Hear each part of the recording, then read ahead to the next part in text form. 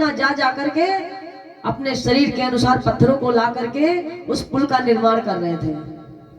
और उसी बीच में एक देवी जी भी आ गए पुल के निर्माण में। अब कहते हैं भैया कि स्त्री तो वैसे भी शक्ति नारी है, कोई भी कार्य हो और जब तक स्त्री नहीं आएगी तब तक भैया वो कार्य संपन्न नहीं हो सकता। तो आज राघवेंद्र सरकार पुल का निर्माण कर रहे हैं, तो वहां पे क्या हुआ, एक देवी जी आई हैं, उनका नाम है गिलहरी। गिलहरी को आप सभी जानते हैं। गिलहरी ने देखा रे ये मूर्ख बंदर है, क्या कर रहे हैं, बड़े बड़े पत्थर ला ला के डालते हैं और नुकीले पत्थर डालते हैं। जब हमारे प्रभु हमारे स्वामी इस पे चलेंगे ना तो मानो पत्थर हमारे स्वामी के चरणों में चुभेंगे। तो गिलहरी देख रही है, तो गिलहरी ने सोचा ये सब अपना काम करते हैं तो मैं अपना काम करूंगी। तो क्या हुआ, वो गिलहरी गई समुद्र में डुबकी लगाई और मानो रेते में डूब, चारों तरफ गिलहरी की पूंछ देखा होगा ना कितनी मुलायम होती। तो समुद्र में जाती, डुबकी लगाती, बाहर आती और मानो बालू को अपने शरीर में लपेट लेती और लपेट करके क्या कर रही है, उसी पुल पर गई और जाकर के अपनी पूंछ को झाड़ती है। और बार बार यही काम है उसका, समुद्र में डुबकी लगाना, बालू में जाकर के बालू को अपने शरीर में लपेटना, पुल पे जाकर के झाड़ना, ये उसका काम था। हाँ, अब वो प्लस्तर कर रही है। तो बंदरों ने देखा अरे छोटी सी गिलहरी है और ये बार बार हमारे बीच में आती है, ऐसा ना हो कोई पत्थर पड़ जाए गिलहरी सत्यनारायण हो जाए। तो बंदरों ने कहा अरे वो गिलहरी तुम क्या कर रही हो, यहाँ तुम्हारा क्या काम है, हट जाओ, तुमको मालूम नहीं हमारे स्वामी का पुल बन रहा, हमारे स्वामी को लंका पे चढ़ाई करना है तो इसलिए पुल का निर्माण हो रहा और तुम्हारा यहाँ कोई काम नहीं, तुम क्यों आ रही हो। तो मानो गिलहरी ने बंदरों को डांट दिया, नल नील को डांट दिया, अरे वो बंदरों, बंदर ठहरे ना, तुम्हारे पास अकल नहीं है, अरे नुकीले पत्थर तुम डाल रहे हो, हमारे स्वामी जब इस पे चलेंगे ना तो वो चुभेंगे हमारे स्वामी के, तो इसलिए मैं अपना काम कर रही हूं, तुम जाओ। अब हनुमान जी ने समझाया, गिलहरी नहीं मानेगी तो राघवेंद्र सरकार के पास पहुंचे, बोले स्वामी ऐसा है ना, एक गिलहरी अपनी जिद ठानी है और हम लोग पुल का निर्माण कर रहे हैं, वो गिलहरी अपना काम कर रही है। मानो प्रभु आज गिलहरी को देख करके गदगद हो रहे हैं, वाह गिलहरी क्या बात है। हनुमान जी महाराज को गुस्सा आई, अरे स्वामी हमारी तरफ देख लो थोड़ा, काम हम कर रहे हैं, तारीफ आप गिलहरी करके कर रहे हैं। और स्वामी ऐसा है ना, गिलहरी को मना कर दो और नहीं कोई पत्थर पड़ जाएगा तो इसका सीताराम हो जाएगा। तो प्रभु ने कहा अरे हनुमान वो अपना काम करती है, तुम अपना काम करो। तो हनुमान जी ने पूछा स्वामी कौन सा काम कर रही है। तो मानो प्रभु ने कहा जाकर के उसको बुला के लेकर आओ, वही बताएगी क्या काम कर रही है। तो हनुमान जी महाराज उस गिलहरी के पास पहुंचे और गिलहरी को बताया कि तुमको हमारे स्वामी बुला रहे हैं। गिलहरी हमारे स्वामी के पास पहुंची, बोली जी सरकार बताइए, और जाकर के गिलहरी कूद के प्रभु की जंघा पे बैठ गई। और हनुमान जी महाराज अंदर से अंदर गुस्सा हो रहे हैं, अरे हमारे स्वामी है ना, हम प्रभु के चरणों में बैठते हैं और ये हमारे प्रभु के जंघा पे बैठ गई, तो इसका मतलब स्वामी हमसे ज्यादा इसको प्रेम करते हैं। तो हनुमान जी भैया बड़ा गुस्सा कर रहे, अंदर ही अंदर गुस्सा आ रही है। तो हनुमान जी ने कहा प्रभु ये देख लो गिलहरी को। तो प्रभु ने पूछा गिलहरी ये बानर सेना हमारी जानना चाहती है, तुम कौन सा काम करती हो तो बताओ इनको। तो गिलहरी ने कहा रे स्वामी ये तुम्हारे बानर सेना जो है ना ये सब मूर्ख है। पूछा कैसे, अरे स्वामी नुकीले पत्थरों को डालते हैं ना, जब आप उस पर चलेंगे तो आपके पैरों में चुभेंगे, तो इसलिए प्रभु मेरा काम ये है कि मैं क्या करती हूँ, अपनी पूंछ में बालू लपेटती हूँ और डालती हूँ जिससे कि उसका प्लस्तर हो जाए, वो जमीन बराबर हो जाए, यानी पत्थरों के बीच में जो सोत रह जाता वो सोत भर जाएगा और स्वामी आपके चरणों में वो नहीं चुभेगा, ये मेरा काम है। तो मानो प्रभु आज गिलहरी से प्रसन्न हो गए, गदगद हो गए और कहते हैं भैया प्रयास करते रहो तो फल उसका अवश्य मिलता है। कर्म करते रहो, फल की आशा मत करो। कर्म करते रहोगे तो फल अवश्य मिलता ही रहेगा। तो मानो हनुमान जी को गुस्साया और हमारे प्रभु ने गिलहरी की भक्ति को देख करके, अब भले भैया उसकी पूंछ में थोड़ी बालू आ रही, लेकिन प्रभु ने उसका प्रयास देखा, अरे कितना मेहनत कर रही। तो मानो प्रभु ने गिलहरी के ऊपर 3 रेखाएं खींच दिया। अरे गिलहरी जाओ, अगर तुम इतनी मेहनत करती हो तो इसका फल है कि आगे कलिकाल आ रहा है, आगे कलयुग आ रहा है, तो जाओ कलयुग में तुम दोनों हाथों से खाओगी, ये मेरा वरदान है, और हमारी निशानी साथ लेकर जाओ।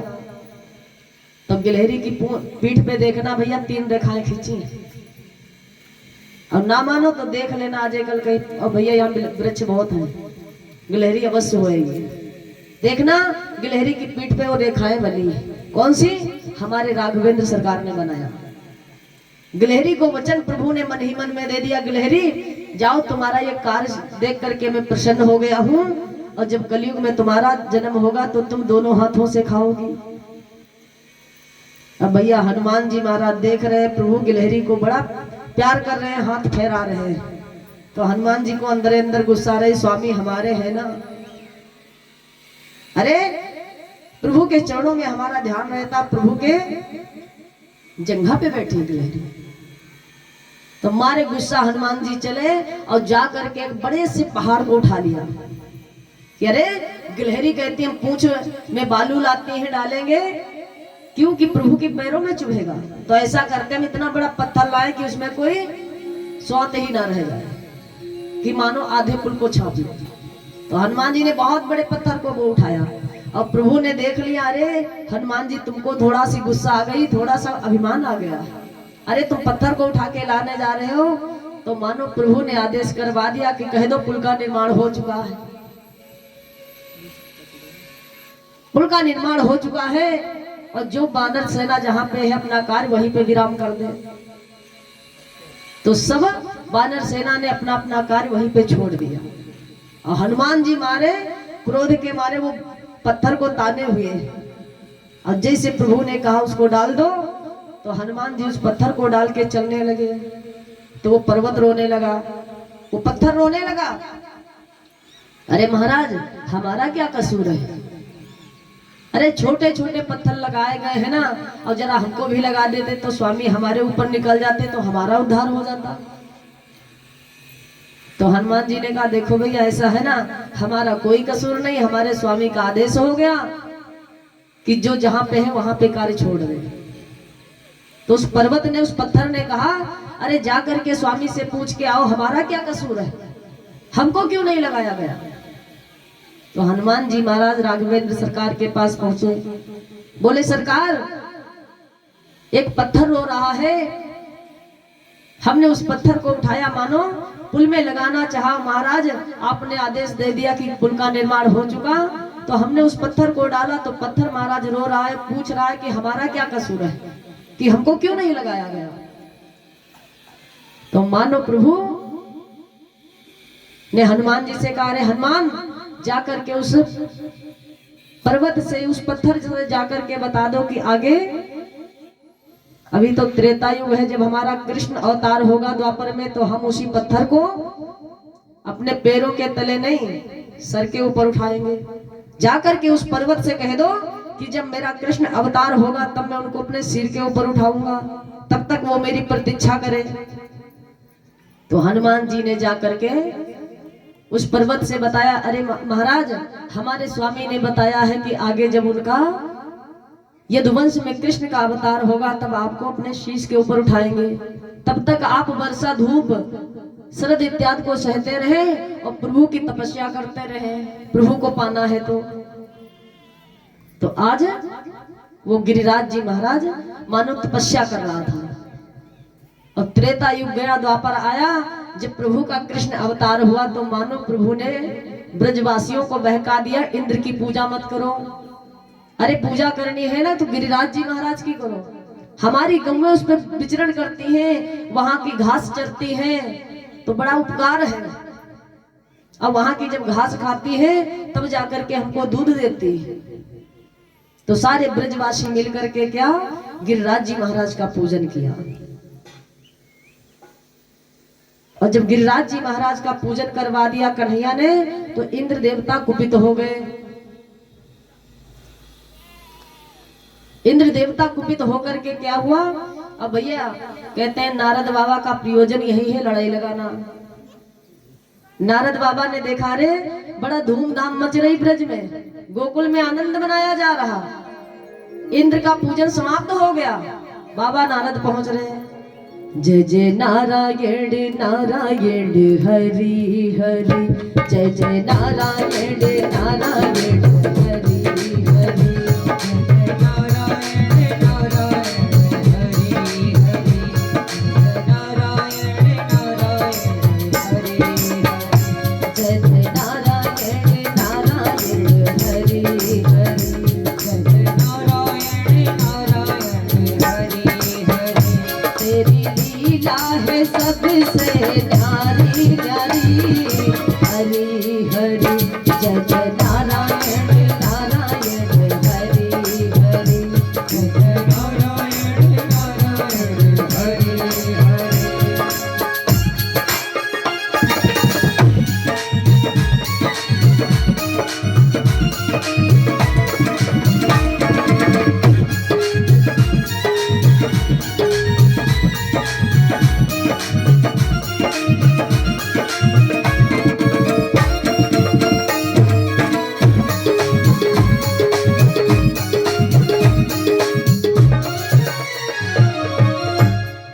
बाबा नारद गाते जा रहे थे, जय जय नारायण नारायण हरि हरि।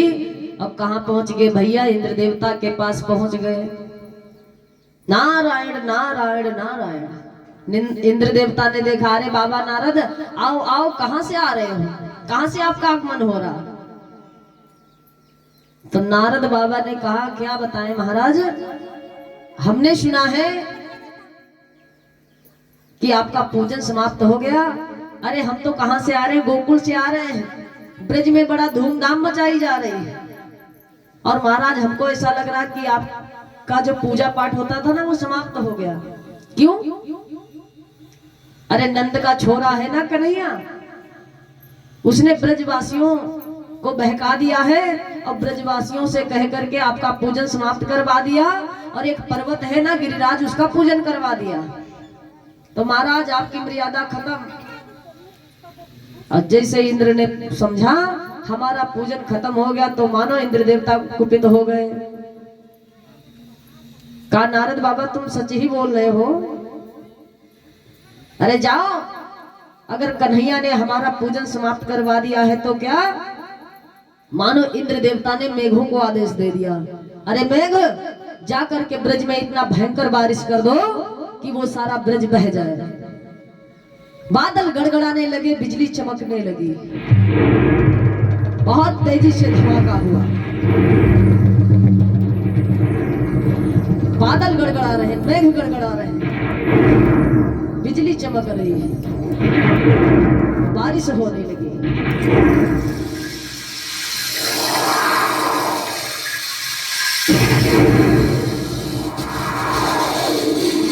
मानो मूसलाधार बारिश हो रही है।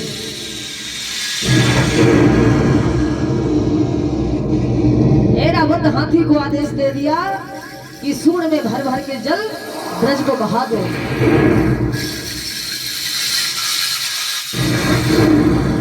बहुत घमासान बारिश हो रही है।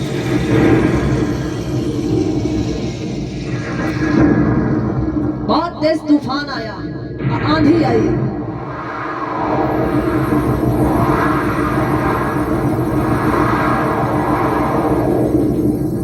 आंधी के वेग में मानो ब्रजवासी चिल्लाए,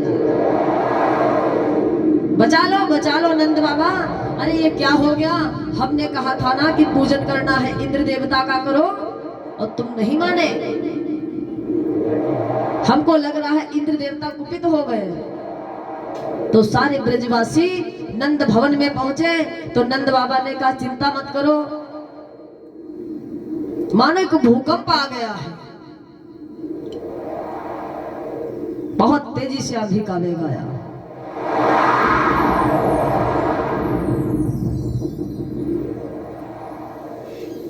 सारे ब्रजवासी चिल्लाए, अरे कन्हैया बचा लो कन्हैया बचा लो, कितना भयंकर तूफान है, कैसा आंधी का झोंका है, हमको लग रहा हम सब उड़ जाएंगे। और ये बारिश इतनी भयंकर हो रही है कि हमको लग रहा है सारा ब्रज बह जाएगा।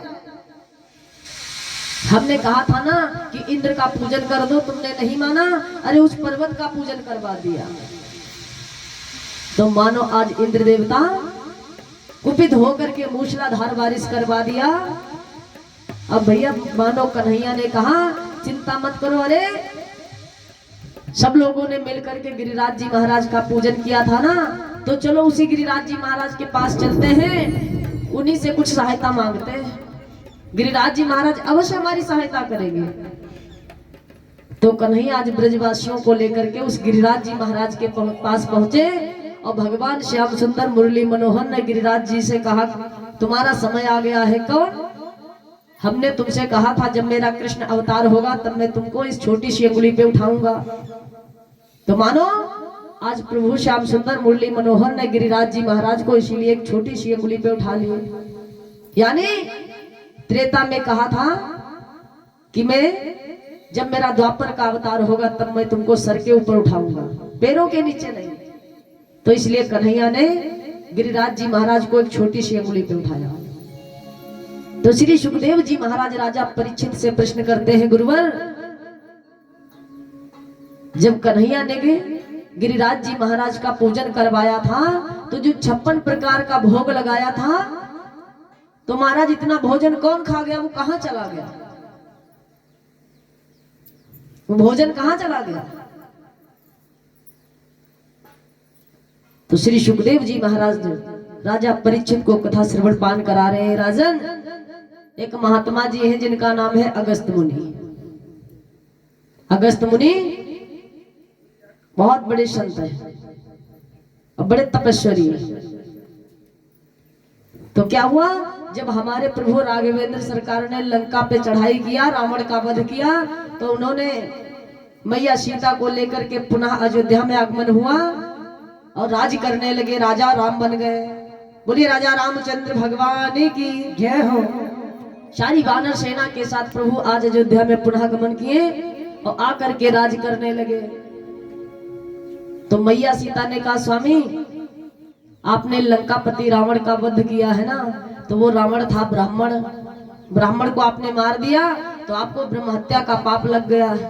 तो ऐसा करो महाराज, किसी ब्राह्मण देवता को बुला लो, उसको भोजन करवा दो तो आपका पाप कट जाएगा।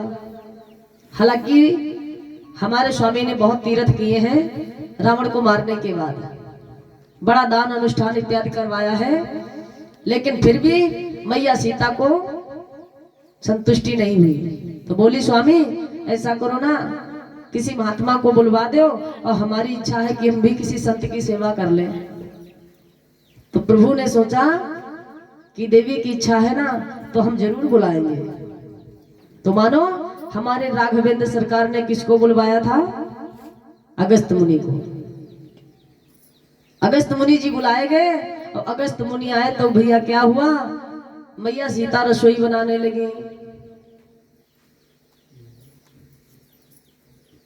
और जब मैया रसोई सिद्ध करने लगी तो मानो उन्होंने रिद्धि सिद्धि आदि को बुलाया कि आकर के हमारी रसोई में अपना अपना कार्य करो।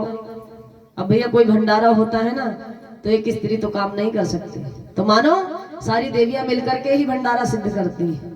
तो मैया सीता ने सभी देवियों को बुलाया, रिद्धि सिद्धि गायत्री सावित्री इत्यादि आकर के मैया की रसोई सिद्ध कर रही है।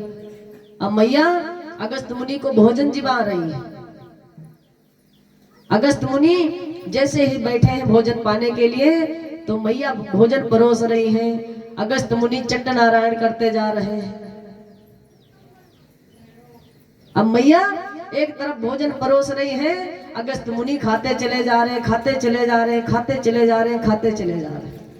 मानो मैया परेशान हो गई, मैया की रसोई में भोजन कम पड़ गया। अब भैया कहते जिसकी रसोई में रिद्धि सिद्धि हो वहां भोजन कम पड़ जाए असंभव है। तो मानो मैया ने विचार किया, अरे ऐसा महात्मा हमने पहली बार देखा है कि मानो बच्चे बच्चे तो मैया सोचने लगी अब क्या करें, अरे महात्मा को हम भोजन नहीं करा पाएंगे तो ऐसा ना हो ब्राह्मण देवता हमको श्राप दे दे। तो मैया दौड़ के कहाँ पहुंची, स्वामी राघवेंद्र सरकार के पास। प्रभु ऐसा है ना हमारी रसोई में भोजन कम पड़ रहा।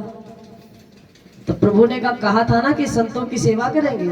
अरे संत की सेवा करना बहुत बड़ी बात है। तो मैया ने कहा स्वामी अब आप ही लाज बजा लो। तो प्रभु ने कहा ले जाओ, उठाकर एक तुलसी पात्र दिया, कहा देवी ये ले जा करके अगस्त मुनि की थाली में रख दो, विदित हो जाएगा कि ये भोजन हम पा चुके हैं। और जाकर राघवेंद्र सरकार ने हाथ जोड़ा, अगस्त मुनि से कहा महाराज क्षमा चाहेंगे, देवी आपको भोजन नहीं करा पाएंगे। तो अगस्त मुनि ने कहा क्यों, अगर भोजन नहीं करा सकते तो बुलावा क्यों भेजा, क्यों बुलाया मुझे भंडारे में। तो प्रभु ने कहा प्रभु हम क्षमा चाहेंगे आपसे, अभी इस समय हम आपको भोजन नहीं करा सकते हैं, तो आज का भोजन हमसे उधार कर लो, आज का भोजन उधार कर लो महाराज। अब इस समय नहीं, जब हमारा कृष्ण अवतार होगा तो महाराज वो भोजन हम आपका पूरा कर देंगे। तो अगस्त मुनि ने कहा सुनो महाराज, नहीं भोजन करा सकते भर पेट तो पानी पिला दो। तो मानो आज मैया जानकी जी मिलकर के देवियों के सहित अगस्त मुनि को जल पिला रही है।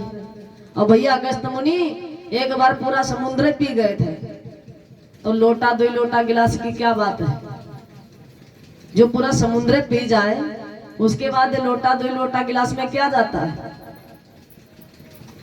तो मानो देवियां मिलकर के जल पिलाने लगे। बाबा अंजूरा बांधे हैं, मैया जल की धार पिला रही हैं। मानो गंगा भी प्रकट हो गई है बाबा को जल पिलाने में। मानो देवियां थक गई, कहने लगी मैया जानकी प्रभु हम थक गई, बाबा को जल नहीं पिला पाएंगे। तो फिर प्रभु हाथ जोड़े, अरे बाबा ऐसा करो ना, देवियां थक गई हैं, जल भी उधार कर लो। और जैसे कहा जल कर ले उधार, तो अगस्त मुनि कहने लगे अरे राम इसीलिए मुझे बुलाया, अरे तुम संत का उपहास करते हो। तो राम ने विनती किया नहीं स्वामी, हम तो आपको इसलिए बुलाए थे कि देवियों को थोड़ा अभिमान हो गया था, हम संत की सेवा करेंगे। और आपस में बात हो रही भगवान की और अगस्त मुनि की, बाबा क्षमा कर दो ना, हम परीक्षा ले रहे थे देवियों की। तो मानो अगस्त मुनि ने कहा ठीक है जल भी उधार है। तो श्री सुखदेव जी महाराज राजा परीक्षित को कथा से वट पान करा रहे, राजन जब आज इंद्र देवता कुपित हो गए तो मूसलाधार जब बारिश होने लगी, तो मानो कन्हैया ने अंगुली पे उठा करके गिरिराज जी महाराज को अब मन ही मन में आवाहन किया, किसका, अगस्त मुनि का, कि हे प्रभु हमारा जल भी आपको उधार था ना, भोजन तो मैंने आपको उस दिन करा दिया था गिरिराज जी महाराज के पूजन में। जो गिरिराज जी महाराज का भोग लगा था ना, वो किसने किया था, अगस्त मुनि ने। प्रभु वो जो हमारा पुराना भोजन था ना, वो उधार आपका, वो हमने करा दिया था गिरिराज जी महाराज के पूजन में। और महाराज जो जल बाकी रह गया वो प्रभु आज आ जाओ, आपकी बारी आ गई है। तो मानो मेघों को आदेश दे दिया देवराज इंद्र ने, मूसलाधार बारिश हुई। और उस मूसलाधार की बारिश को मानो आज अगस्त मुनि झूला बांध के बैठ गए। भैया जितना जल बारिश हो रही सब बाबा पीते चले जा रहे हैं, पीते चले जा रहे हैं, पीते चले जा रहे हैं। तो मानो ब्रज में भैया सब सूखा पड़ा।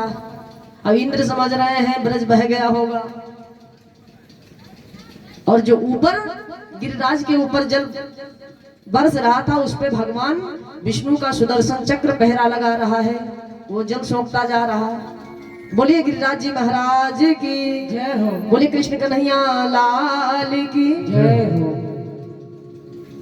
तो मानो गिरिराज जी महाराज को कन्हैया ने इसलिए छोटी सी अंगुली पे उठाया।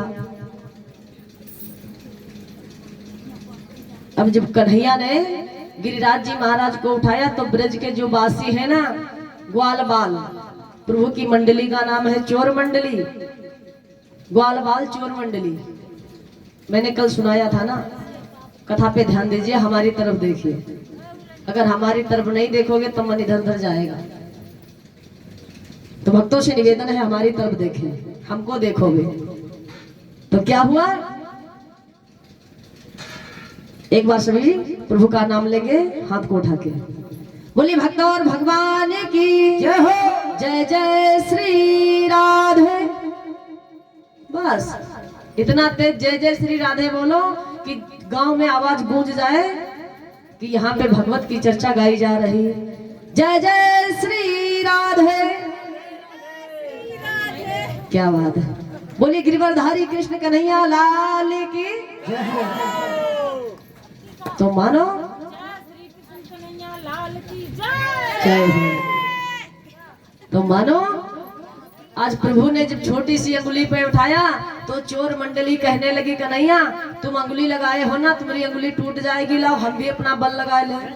तो ब्रजवासियों ने क्या किया, सब लाठी लगाए भैया, कन्हैया हमारा थक जाएगा ना।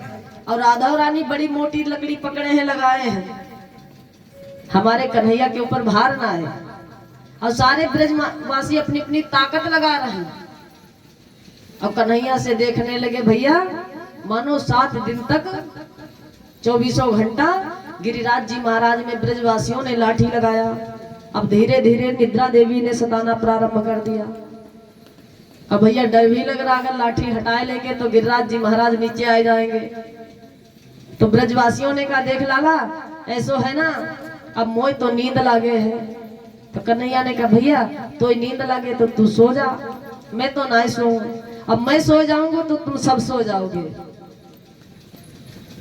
ब्रजवासियों ने कहा क्यों लाला, अरे ऐसो है ना लाला, ये गिरिराज जी महाराज को मैंने छोटी सी अंगुली पे उठाया तो ये ताकत मेरी थोड़ी है, अरे तुम सबकी ताकत मेरे इस अंगुली में है।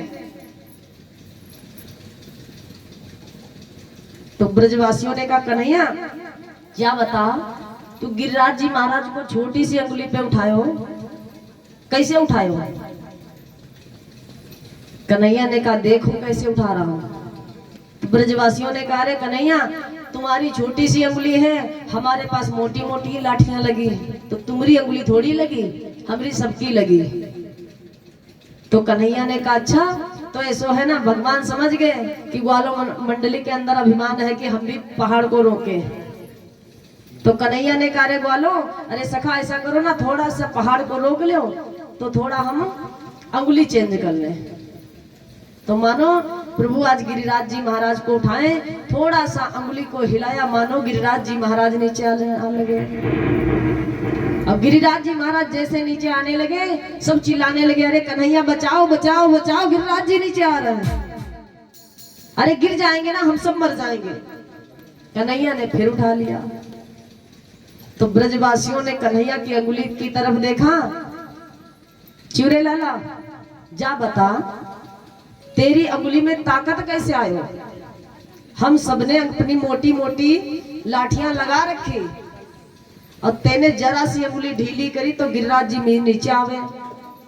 तो जा बता तेरी छोटी सी अंगुली पे कैसे गिरिराज जी महाराज रुके? अब भैया ब्रज के वासी है ना, कन्हैया को डांट डांट के बात करते हैं।